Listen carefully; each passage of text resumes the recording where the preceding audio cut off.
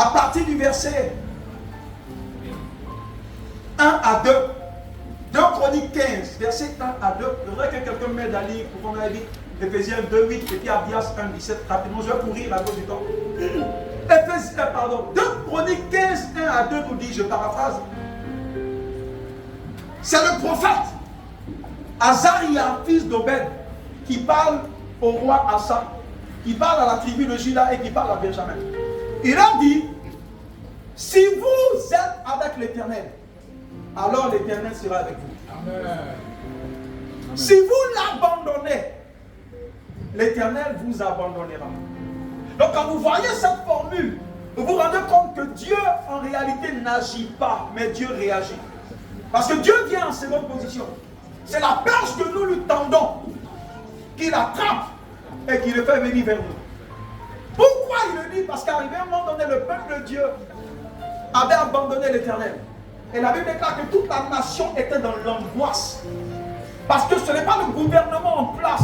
Ce ne sont pas les stratégies humaines qui apportent la paix. La paix est une personne.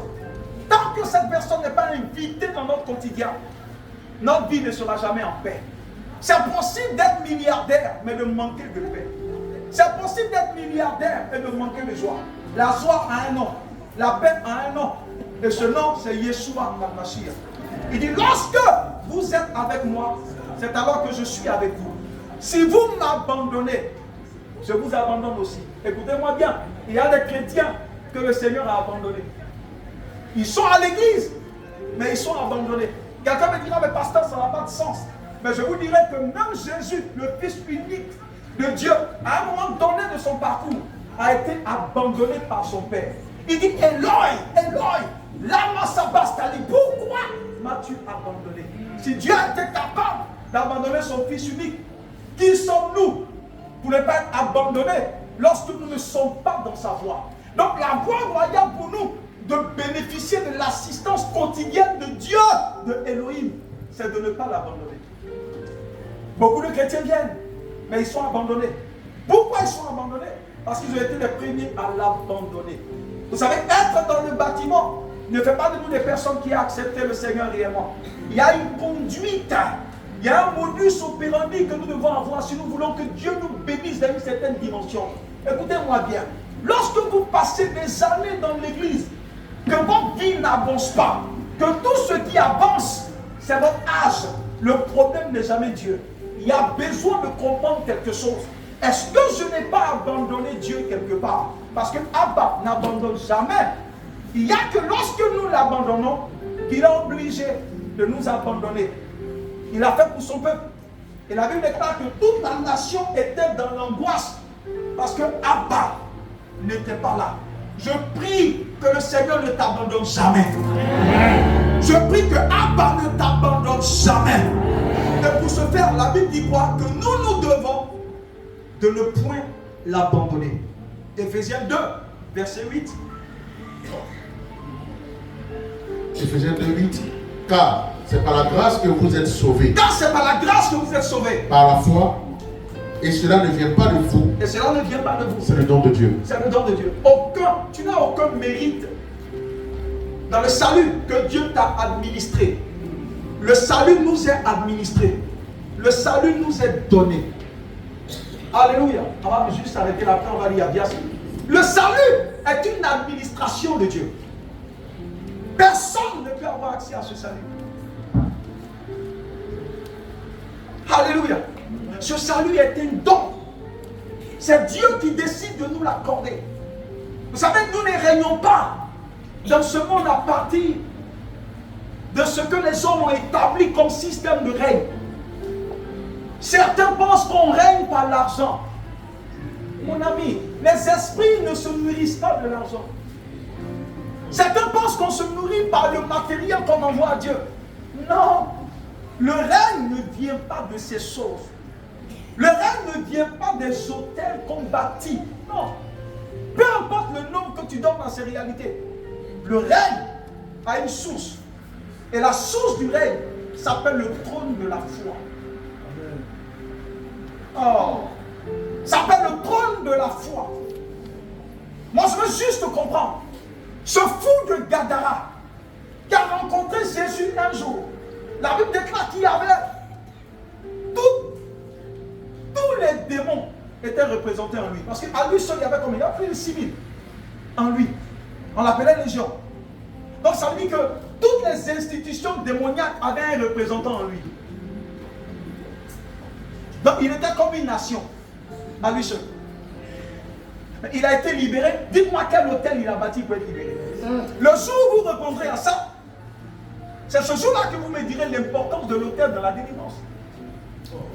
Cette personne qui perdait le sang durant 12 ans, qui s'est dit en elle, si je pouvais simplement toucher le pan de la robe de Abba. Le pasteur Joseph a développé ça. Il a ouvert mon esprit sur quelque chose que je ne savais pas. Alléluia. Il a dit quoi? Que sur les reins de Jésus, il y avait une corde.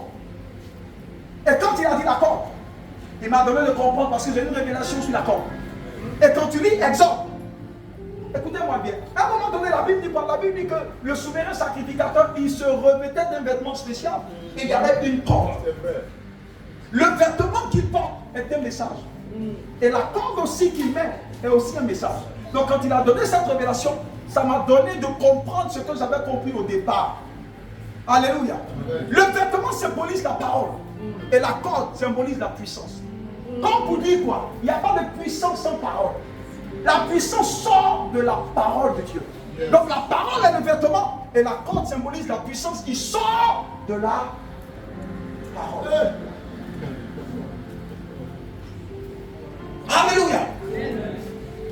Gloire à Jésus. J'ai perdu un peu l'orientation. Je parlais de quoi? Celui qui suit. Avant de parler de la corde. Guéri sans opérer. Oh my God. Alléluia. Il n'a ni parti un hôtel de chameau, ni un hôtel d'éléphant. Il a été guéri librement. Vous savez, votre message d'hôtel, ça peut être un gros problème. Ça veut dire que si quelqu'un n'a pas d'argent, Jésus ne peut pas l'aider. Et c'est une hérésie grave. La femme qui perdait le sang durant 12 ans, elle n'a rien donné à Jésus. D'ailleurs, elle n'avait plus rien. Bartimée qui a rencontré Jésus, il n'avait rien donné. Ah, ils étaient dans l'ancienne alliance.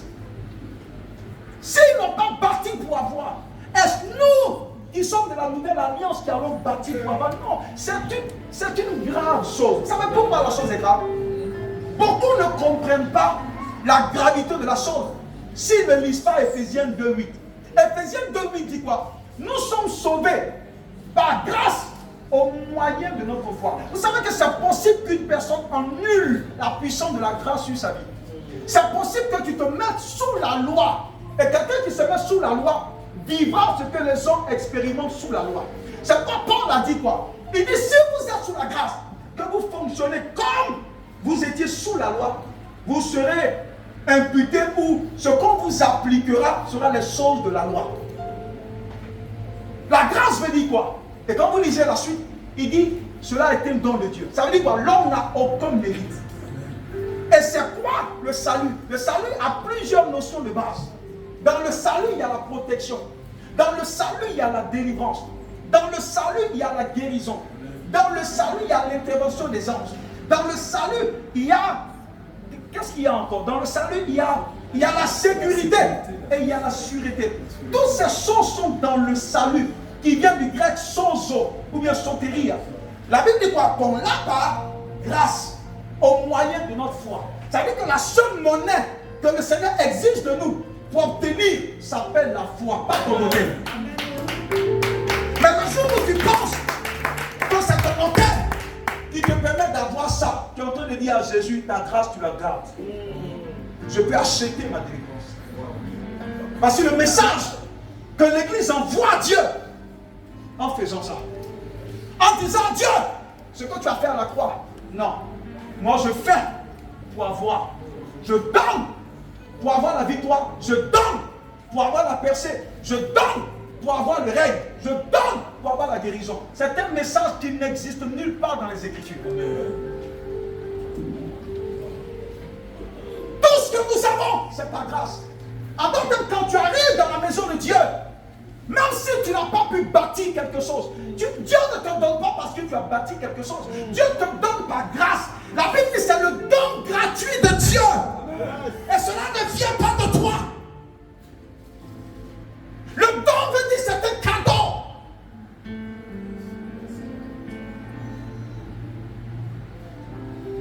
Le jour où tu penses que c'est ce que tu apportes qui donnera à Dieu de te donner, tu expérimenteras la sécheresse incroyable. Parce que personne ne peut mériter la délivrance. Personne ne peut mériter la protection. Personne ne peut mériter la grâce en donnant. Tu es en train de dire à Dieu, je mérite parce que je t'ai donné 500 000 pour avoir la gloire. Donne-moi la gloire. C'est pour tous ceux qui sont dans cette dynamique. Leur vie ne va nulle part. Leur vie ne va nulle part parce que leur pensée n'est pas alignée sur la pensée de Dieu. Tu n'as aucun mérite. C'est lui qui est mort pour te donner tout ça. La délivrance s'administre par l'œuvre de Christ à la croix. Il a tout acquis à la croix pour nous. Personne ne peut payer ça. C'est un don de Dieu. La Bible dit cela ne vient pas de vous. Mais si tu donnes, que tu réclames, tu es en train de dire à Dieu que tu mérites ça.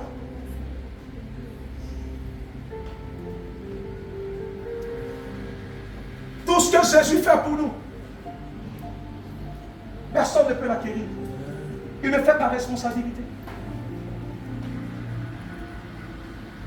On règne par le trône de la foi. C'est pas la Bible dit en Hébreu, chapitre 4, verset 16. Il dit, approchez-vous avec assurance. Pourquoi assurance? Parce que Christ a provisionné à tout ce qu'il faut pour notre vie à la croix. Il dit, venez avec assurance parce que j'ai payé le prix pour vous. J'ai payé le prix pour vous. On a fait la délivrance sans demander un rond. Parce que quand Jésus envoyait ses disciples qui chassaient les démons, il ne demandait pas un hôtel. La délivrance s'administre à la grâce de Dieu. Si vous ne comprenez pas ça, vous allez diluer et vider la grâce de son sens. Parce que toutefois que tu t'approcheras de Dieu en pensant que tu mérites quelque chose, ce jour-là tu t'es disqualifié de la grâce. Tout ce que nous avons, c'est par la grâce de Dieu. C'est pas tout ce que je donne à Dieu. Je ne donne pas pour qu'il me donne autre chose. Je le donne par amour. Amen. Amen. Je peux comprendre que tu offres quelque chose à Dieu pour glorifier Dieu. Mais tu ne peux rien donner à Dieu pour qu'il te donne quelque chose en retour. Tu ne peux pas payer ta vie. Amen. Tu ne peux pas payer la santé. Tu ne peux pas payer la grâce. Tu ne peux pas payer ta délivrance. Jésus a acquis ce prix pour nous. Il a acquis ce prix pour nous. Le prix à payer pour notre délivrance s'appelle la foi. Je peux défendre ça devant quiconque. Amen. Le prix à payer pour la délivrance s'appelle la foi. Et le prix à payer pour conserver et pour maintenir sa délivrance. Parce qu'une chose est d'obtenir, une autre chose est de maintenir. Quelqu'un peut avoir la délivrance aujourd'hui et puis la perdre. Donc c'est une réalité qu'il faut acquérir. Une autre réalité qu'il faut conserver. Le prix à payer pour notre délivrance, c'est quoi? C'est la foi. Parce que la délivrance est une substance de la grâce. Elle provient du salut que la grâce nous donne. Mais le prix à payer pour conserver notre délivrance s'appelle quoi? Ça s'appelle la sainteté et la consécration. Amen. C'est là où l'Église a raté sa vocation. Parce qu'on veut administrer la délivrance à des étrangers à la vie de Dieu. La Bible dit que lorsqu'un esprit est chassé, ce que la majeure partie des églises font, ce n'est pas la délivrance, c'est l'exorcisme. Parce que lorsqu'un esprit sort, ce n'est pas encore la délivrance. Alors que je vous ai dit que la délivrance, c'est la première étape, c'est la maternelle dans la vie chrétienne. Parce que quiconque rentre par les portes de la vie spirituelle, de la vie chrétienne, doit passer par la délivrance. Mais la délivrance, c'est la première étape. Il y a une étape supérieure à celle-là qu'on appelle la liberté. Mais toutes ces choses ne peuvent pas se faire si nous sommes étrangers à la vie de Dieu. Quand je vois souvent des délivrances qui ne finissent pas, l'indicateur, c'est de juste ramener les gens et leur demander: qu'en est-il de ta vie de consécration? Parce que c'est elle qui te permettra de rendre permanente cette délivrance. La Bible dit, lorsqu'un esprit est chassé, il s'en va se balader dans tous les endroits et il revient avec 8 autres esprits, 7 autres esprits, et ils deviennent 8 dans la maison. Vous savez, il y a des gens en qui il faut laisser le seul esprit. Mieux vaut laisser le seul esprit. Parce que si tu chasses l'esprit, qu'il ne travaille pas dans la consécration, en réalité, tu as affecté davantage la vie de ces personnes. Parce qu'au lieu d'un seul esprit, prochainement quand il viendra, il y aura 8.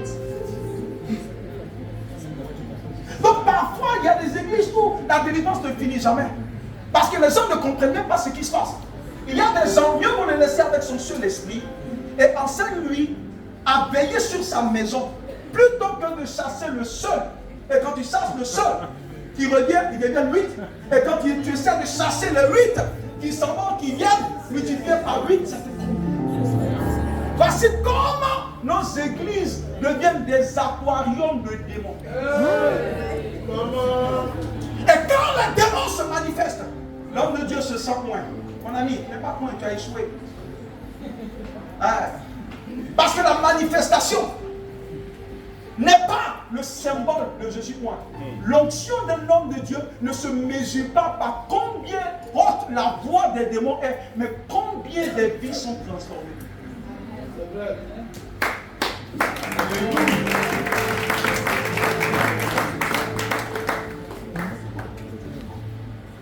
La meilleure manière de maintenir sa délivrance, c'est de vivre une vie de consécration. C'est pourquoi je vais inviter tout le monde, en cette semaine à venir, écouter le message de la consécration. Oh, je vous assure, ancienne, sur une église au sein de laquelle règne la sainteté et la consécration. Beaucoup d'églises ne pressent plus ça. Mais nous devons revenir à cela. Parce que c'est le point focal à partir duquel la gloire de Dieu commence à se manifester sur les vies. Quand Dieu voulait parler à son peuple, qu'est-ce qu'il leur a dit? Il dit, consacrez-vous pendant 3 jours. Je vais vous dire quelque chose. S'il vous plaît, ce qui m'intéresse le plus, pour ceux qui m'ont connu jusqu'à aujourd'hui, ils savent que ce qui m'intéresse le plus, c'est ton âme. C'est pas ce que je donne. C'est pour ton âme. Dieu peut faire de grandes choses, mais pas à tous les prix. Tu attends beaucoup de choses. Consacre-toi. Sanctifie-toi au quotidien. Une vie de consécration n'a même pas le temps d'ouvrir la bouche pour obtenir les choses que Dieu donne. Regardez mon épouse, c'est les choses, des témoignages que j'ai tout le temps. J'ai dit au Seigneur, tout ce que je veux, c'est la consécration. Vous savez, ceux qui viennent à l'église, je vous dis, je disais quelque chose, je vais finir dans juste 5 minutes. Ce matin, l'Esprit me disait quelque chose. L'Esprit disait, le salut que le Seigneur vous donne, le salut vous satisfait vous, mais le salut ne satisfait pas Dieu. Parce que dans le salut, la guérison c'est pour toi. Ta guérison ne change pas Dieu. Ta protection c'est pour toi. Ta protection ne change pas Dieu. Ta délivrance c'est pour toi. Ta délivrance ne change pas Dieu. Donc en fait, après t'avoir administré le salut, qu'est-ce que Dieu gagne avec toi? Il y a des chrétiens qui disent Seigneur, donne-moi. Comme il y a d'autres chrétiens qui disent Seigneur, qu'est-ce que je peux faire pour toi? Et à chaque fois que je prie, mon réponse est moi, jamais je vais demander quelque chose. Moi, je dis Seigneur, ma vie comme un sacrifice à ton autel. Ce qui te satisfait s'appelle le salut. Ce qui satisfait Dieu s'appelle la consécration. C'est quoi la Bible dit? Ce que Dieu recherche, c'est ta consécration. Ta délivrance n'aide pas Dieu. C'est ta consécration qui te porte volontaire à être un fonctionnaire du royaume. Un fonctionnaire qui met sa vie à la disposition de Abba. Quelqu'un qui dit Seigneur, c'est vrai que je t'ai toujours demandé, mais qu'est-ce que je peux faire pour toi? Imaginez parmi les chrétiens qui viennent à l'église, combien un jour quand ils arrivent, ils disent au Seigneur, Seigneur, c'est vrai, je t'ai trop demandé, mais aujourd'hui, Abba, qu'est-ce que je peux faire pour toi? Les enfants demandent des choses, mais les fils demandent à Dieu qu'est-ce qu'il peut faire pour lui. Amen. Et Dieu ne confiera jamais, écoute-moi bien, malgré la richesse, la gloire que tu auras, tu ne peux jamais donner ou confier ta société à ton enfant de 7 ans. Parce que ce n'est pas ton enfant. Parce qu'il n'a pas la capacité de gestion. Un fils sait gérer. C'est quoi le père donne des choses aux enfants. Il leur donne des bonbons, mais au fils, il confie le royaume. Il y a des choses que Dieu ne peut pas te donner. Pas parce qu'il ne t'aime pas, mais il ne te donne pas pour te protéger. Vous savez pourquoi Dieu a sécurisé les bénédictions dans les lieux célestes en Christ? La Bible dit en Éphésiens 1:3, Dieu nous a bénis de toutes sortes de bénédictions où il les a domiciliés, non pas à la banque BOA, non pas à la banque BSGBCI, non pas à la banque mondiale. Il a fait ça une fois.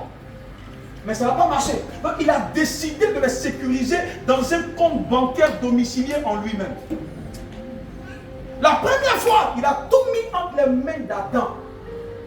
Il y avait une banque en Éden dans laquelle Dieu a tout stocké.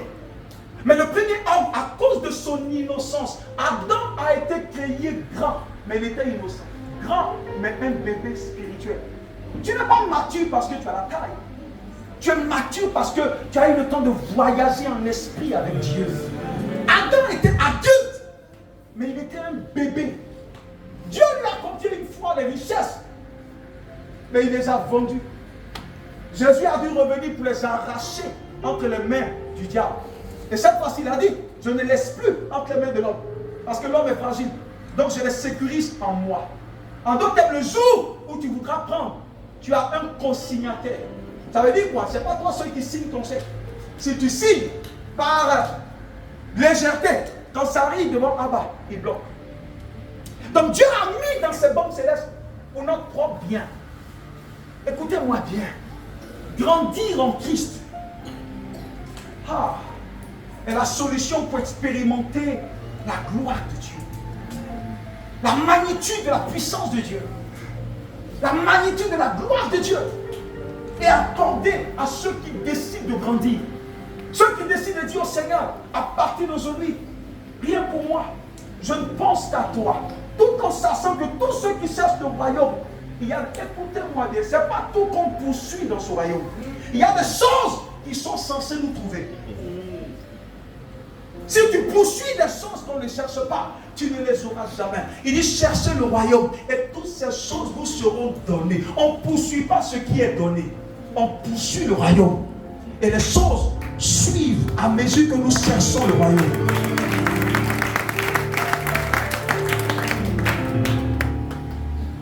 Oublie cette situation et commence à chercher à bas. Oublie ce problème de ventre et commence à chercher là-bas. Commence à chercher les intérêts là-bas.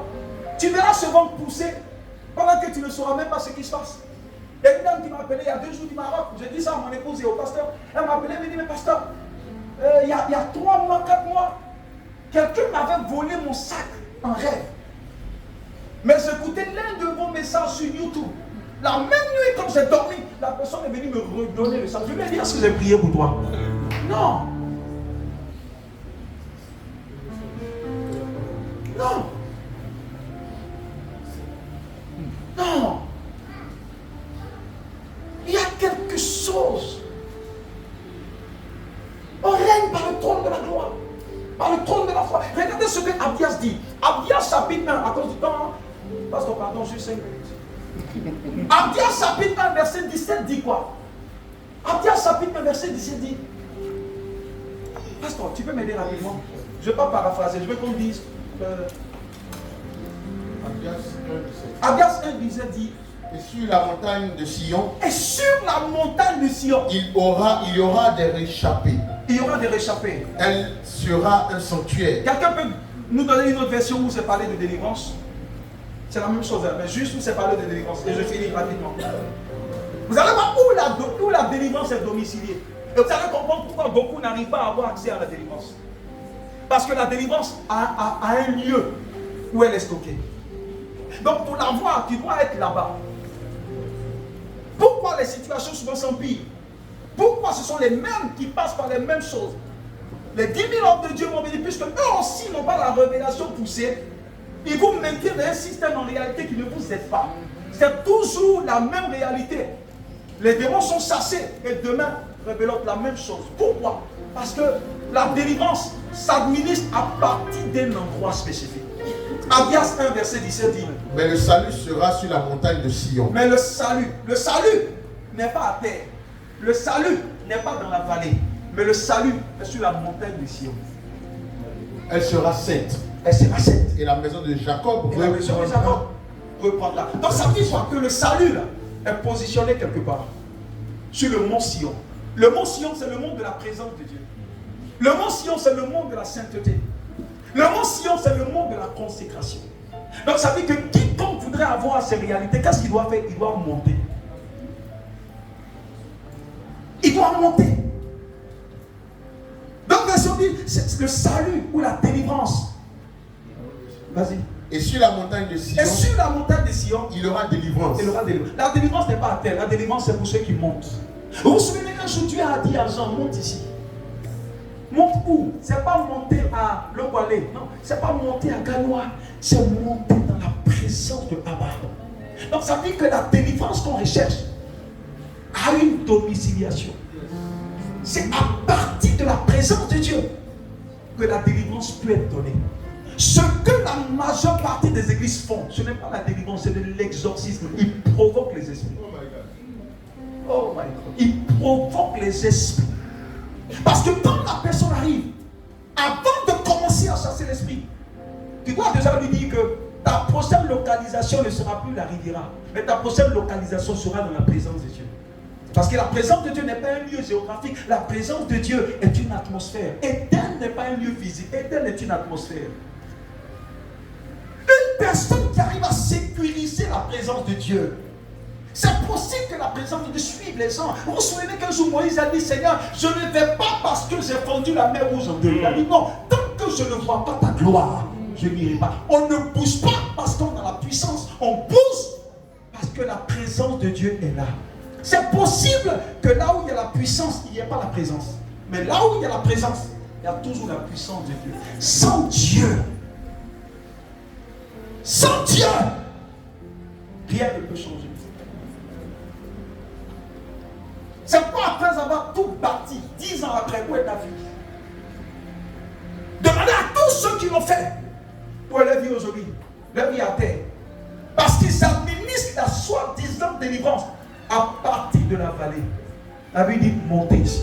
Quand vous lisez le psaume 24, verset 3, il est dit, qui pourra monter jusqu'au trône, jusqu'à la montagne de l'Éternel, si ce n'est celui qui a les mains pures et le cœur pur. Amen. Église d'aujourd'hui, tout part du cœur.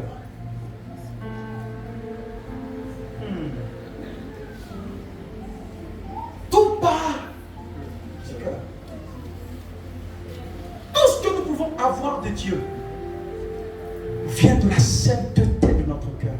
La Bible dit, heureux ceux qui ont le cœur pur, car ce sont eux qui verront Dieu. Le lieu de la présence de Dieu est le lieu à partir duquel tout nous est donné. La plus grande prière que vous devez faire tous les jours, c'est Seigneur, permets-moi de demeurer dans ta présence. Vous vous souvenez, David a dit, Seigneur, je souhaite demeurer dans ta maison tous les jours de ma vie. Je regardais un jour une vidéo du prophète Béni, il y a longtemps en arrière. Un homme qui ne fait pas la délivrance comme nous le faisons, avec beaucoup de quoi, beaucoup d'ignorance dedans. Mais je voyais cet homme qui transporte la présence de Dieu.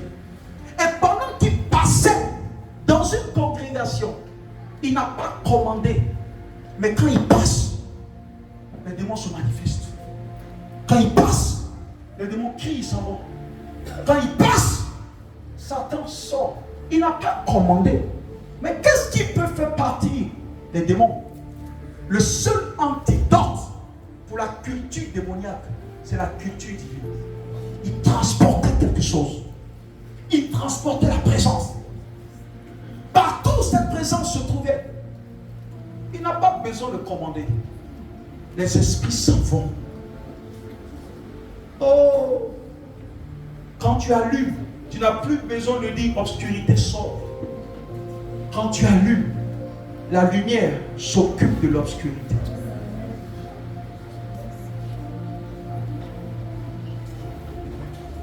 passe et les maladies sortent. Il passe et les démons sortent. Qu'est-ce qu'il transportait? La présence de Dieu. Le problème des églises aujourd'hui, c'est qu'on a la puissance sans la présence. C'est pas nos églises ont des problèmes. C'est pas personne n'arrive à identifier si l'église est de Jésus-Christ ou pas. Parce que par la puissance, on ne peut pas identifier la qualité de l'autel. Parce que même le diable est puissant. Comment on peut reconnaître le nom de Dieu? Ce n'est pas par la puissance qu'il dégage. Ce n'est pas par les miracles qu'il fait. C'est par la quantité de présence de Dieu qui fait. Et là où il y a la présence, la texture de la présence, c'est l'amour. Parce que quand Dieu heurte une personne, la première chose qu'il dépose dans l'environnement,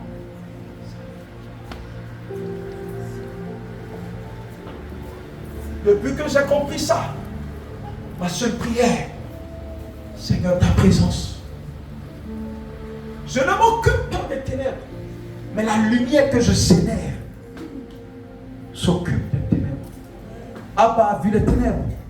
Il n'a pas proclamé les ténèbres. Il a dit que la lumière soit. Il n'a plus parlé des ténèbres. Parce que la lumière qu'il a relâchée avait pour rôle de dissiper les ténèbres.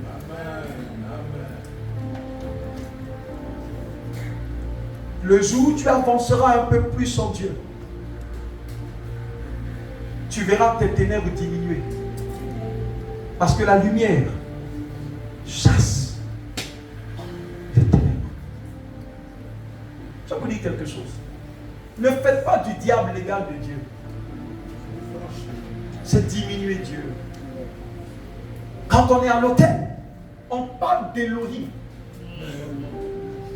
On ne peut pas parler du diable là où on parle d'Élohim. Il est la créature. Abba est le créateur. Même pour le chasser, Élohim ne s'est pas dérangé. Il a envoyé un archange. Si c'était à un hôtel où on parlait de Michael, d'accord, on peut l'égaler avec Satan. Et là où on parle d'Élohim, le minimum de respect pour Élohim, de considération pour Élohim, voudrait que cet ange déçu, licencié depuis longtemps, tombé du ciel comme un éclair, soit juste mis à sa place. Tu es de Dieu. Tu as l'empreinte de Dieu. Tu as le patrimoine de Dieu. Tu n'es pas au diable. Tous ceux qui ont reçu le pouvoir leur est donné de devenir enfants de Dieu. Les esprits t'attaquent parce que tu penses que ton Père c'est toujours quoi Dieu. Le jour où tu penseras que ton Père est céleste, ce jour-là le diable comprendra qu'en réalité quand il arrive en toi, il ne te voit plus toi, mais il voit Christ en toi. Amen. Nous régnons à partir du trône de la foi. Yes. Quand Dieu se présentera devant toi, ou que tu te présenteras devant lui, il ne te dira pas combien as-tu. Personne ne peut corrompre Dieu. Il demandera quelle est ta foi. C'est pas quand Jésus rencontrait les hommes, il leur disait va, ta foi t'a guéri, ta foi t'a sauvé. Il ne dit pas ton autel t'a sauvé. Quelle est ta quantité de foi? Le règne nous est accordé, mais c'est à partir du trône de la foi. Si tu as un minimum de foi, si tu crois en ce qu'il t'a dit s'accomplira. Si tu crois qu'il est celui qui a dit que dans ce royaume, il n'y a pas la possibilité qu'une seule personne soit stérile, alors ton ventre poussera. Si tu crois que le diable n'a pas sa place dans ta vie, parce que tu as la foi en ce que Abba dit, le diable ne pourra pas s'approcher de ton écosystème. Si tu crois qu'il a dit que tu as appelé à la tête et non à la queue, ce jour-là tu verras sa gloire comme jamais tu ne l'as vu. Parce que la parole de Dieu s'exécute toujours.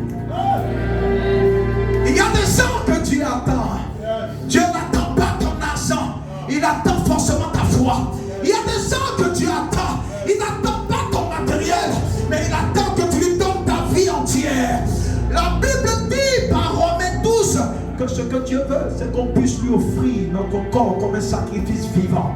Ce qu'il veut, c'est notre consécration. Parce que c'est possible de donner ton argent sans te donner toi-même. Et beaucoup de chrétiens qui fonctionnent dans cette dynamique des hôtels, c'est leur esprit.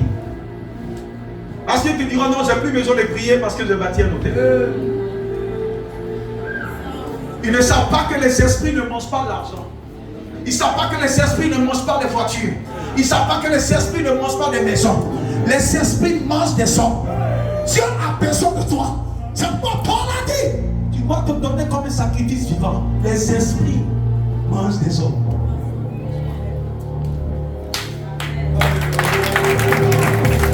Et le jour où tu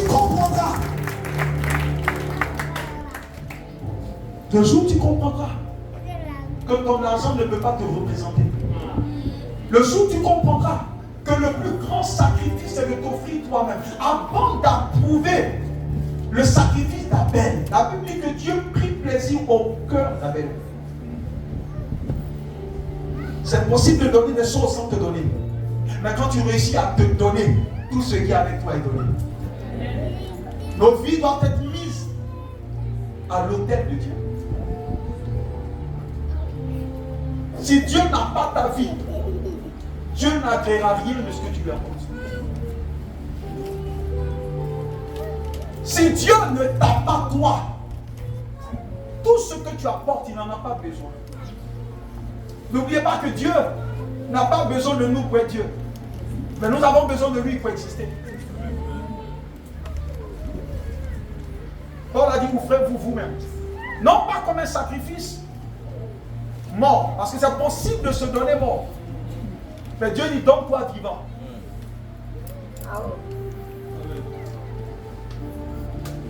Se donner vivant, c'est donner sa volonté à Dieu. C'est donner ses désirs à Dieu. C'est donner ses plaisirs à Dieu. C'est donner notre volonté à Dieu. C'est plus facile de donner des millions à Dieu que de donner sa volonté à Dieu. Dieu le sait. Dieu le sait. Ta vie rentrera dans un scandale de gloire. La magnitude de cette gloire te heurtera lorsque tu sauras que le plus grand sacrifice agréé par Dieu, c'est toi-même. Le prix à payer pour obtenir tout de Dieu, c'est de lui offrir tout de nous. Personne ne peut corrompre Dieu. Quand on vient à lui, Dieu sait avec quoi nous venons. Il dit, ce peuple m'adore du bout des lèvres, mais son cœur est éloigné de nous. C'est ce qui fait que les chrétiens d'aujourd'hui n'évoluent pas. Écoutez-moi bien, les chrétiens d'avant ne venaient pas à l'église pour des choses. Ils venaient à l'église pour le cœur de Dieu. Mais cette génération veut les choses de Dieu. C'est pas tout ce que nous bâtissons de beau. Ça s'appelle des édifices et des temples. Mais des temples qui n'abritent pas la présence de Dieu. C'est plus facile de bâtir des cathédrales. Mais c'est difficile d'y établir la présence et la parole. C'est pas les vies ne changent pas. Beaucoup d'églises, les églises pilulent, mais il n'y a aucun impact. Parce que l'investissement de Dieu, ce n'est pas dans des bâtiments. Mais l'investissement de Dieu, c'est dans des individus. Si ta vie n'est pas à l'autel de la croix, tu peux oublier tout ce que tu lui apportes. C'est pas je dis que beaucoup ont besoin de revenir. Parce que nous sommes allés très loin. Nous sommes sortis complètement de la voie. Quand Dieu trouve son homme, il en fait une merveille. Quand Dieu trouve un homme qui décide de lui offrir sa vie entièrement, Dieu en fait une merveille dans la génération.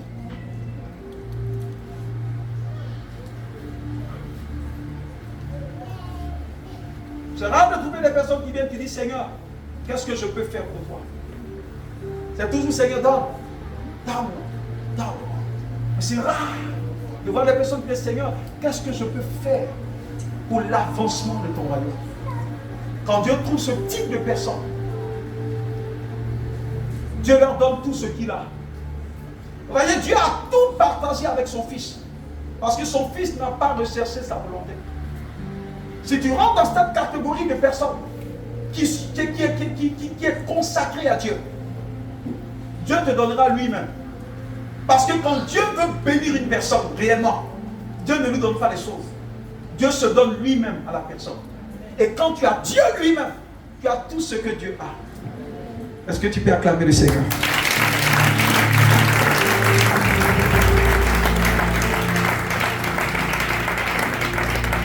Parlant d'esprit pendant juste une minute, je remercie le Seigneur. Remercie le